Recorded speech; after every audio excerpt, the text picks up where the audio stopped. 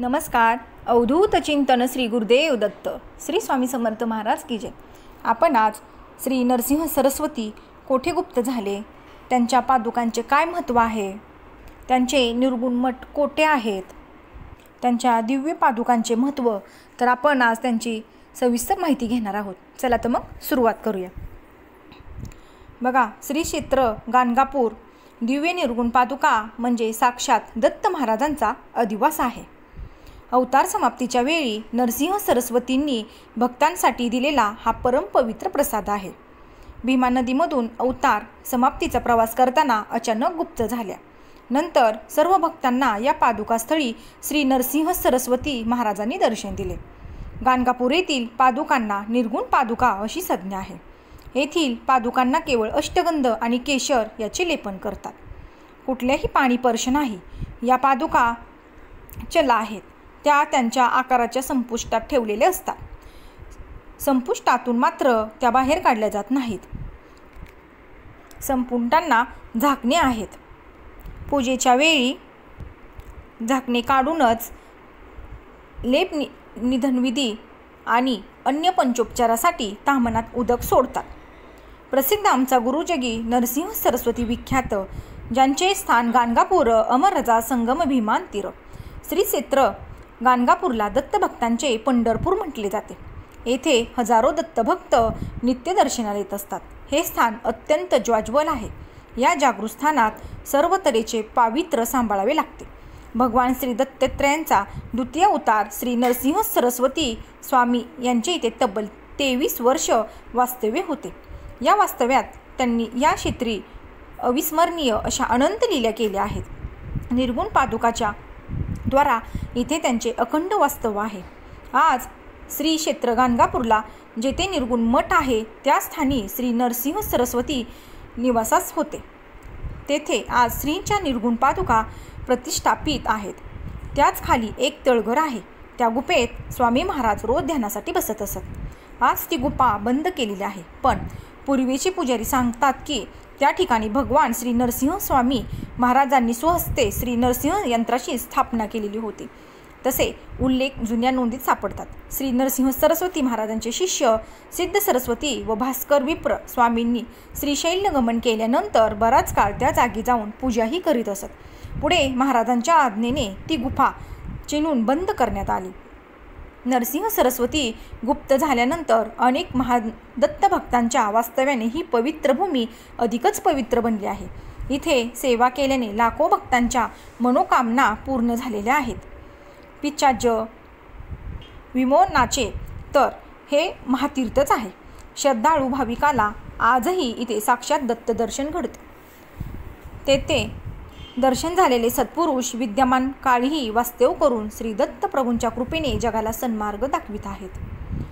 श्री निर्गुण पादुका मंदिर अथवा श्री गुरूंचा मठ हे गाणगापूरच्या गावच्या मध्यभागी आहे.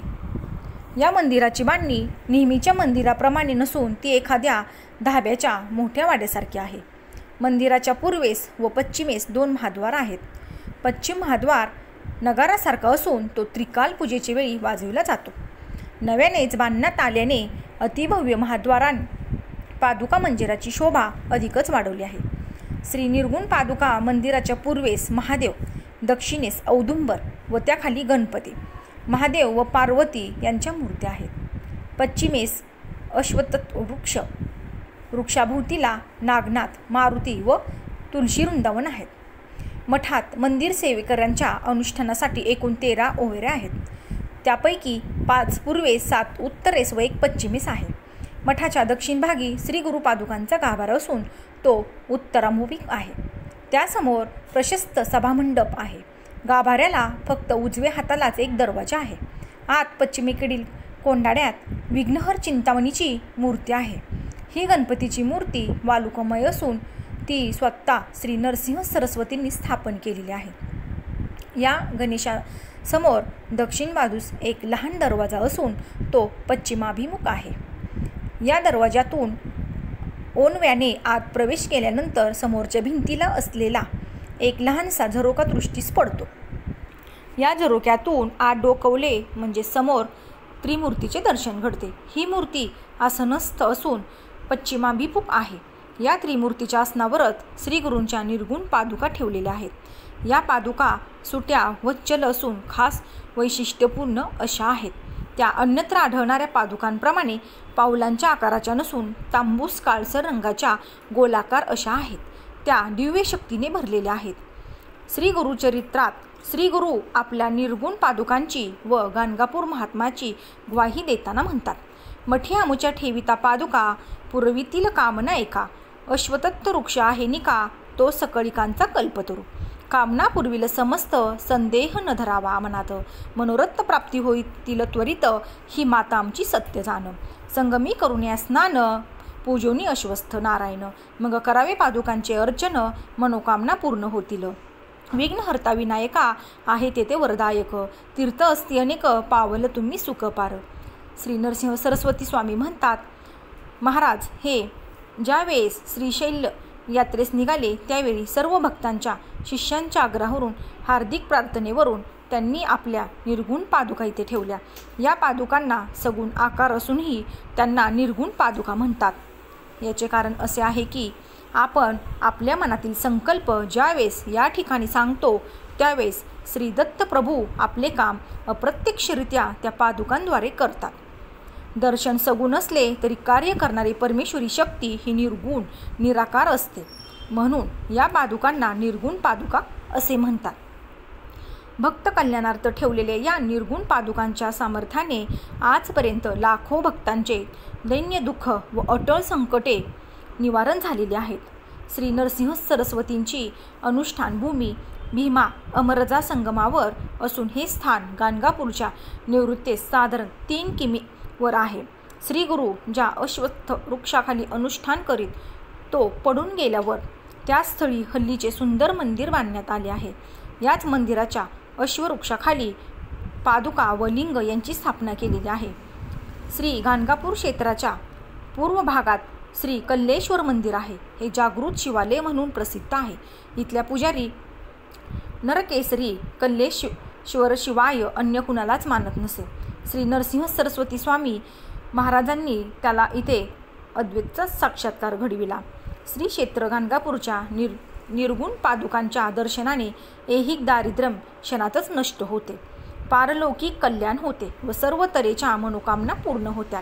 म्हणून इथे लाखो दत्तभक्तांची नेहमीच गर्दी असते.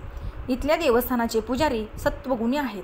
ते यात्रेकरूंची धार्मिक कृत्ये, अभिषेक, पूजा, माधुकरी, नैवेद्य, ब्राह्मण भोजने वगैरे व्यवस्था चांगल्या प्रकारे करतात. श्री क्षेत्र गाणगापूरला आलेले सर्व भक्त मधुकरी मागतात. तसेच ते इतरांनाही माधुकरी वाढतात. स्वतः नरसिंह सरस्वती भिक्षा मागत असतात. वसती राणी संगमासी जाती नित्य भिक्षेसी तया गाणगापुरासी माध्यान्ह काळी परियेसे असा श्री गुरुचरित्रात उल्लेख आहे. दररोज 12 ते 12:30च्या सुमारास श्री महाराज भिक्षा मागण्यासाठी गावात येतात. परंतु साक्षात परमेश्वराचाच अवतार असल्यामुळे ते कोणाच्या रूपाने येऊन भक्तांची परीक्षा पाहतील हे आपण आपली मानवी अपूर्ण तत्वाने ओळखू शकत नाही. म्हणूनच या ठिकाणी येणारे दत्तभक्त यथाशक्ती अन्नदानाचा कार्यक्रम करतात. श्री दत्त महाराजांच्या दरबारात 5 घरची भिक्षा मागून प्रसाद ग्रहण केल्यास मन प्रसन्न होते. श्री क्षेत्र गाणगापूर म्हणजे श्री नरसिंह सरस्वतींची लीलाभूमी. अनेक भक्तांची दुःख संकटे नाहीसे करण्याचे कार्य त्यांनी इथे केले आहे. त्यामुळे या क्षेत्राला एक आगळे महत्त्व आलेले आहे. भीमा अमरजा संगमामुळे या स्थानाला कमालीची नैसर्गिक सौंदर्य प्राप्त झाले आहे. गाणगापूरचा परिसरही श्री क्षेत्र नरसोबावाडीप्रमाणे नितांत रमणीय आहे. तर ही होती श्री नरसिंह सरस्वती यांची मी तुम्हाला थोडक्यात माहिती सांगितली आहे. तसेच त्यांच्या पादुकांची माहिती सांगितलेली आहे. तुम्हाला व्हिडिओ आवडल्यास लाईक, शेअर आणि सबस्क्राईब करा. तोपर्यंत तुम्हा सर्वांना श्री स्वामी समर्थ.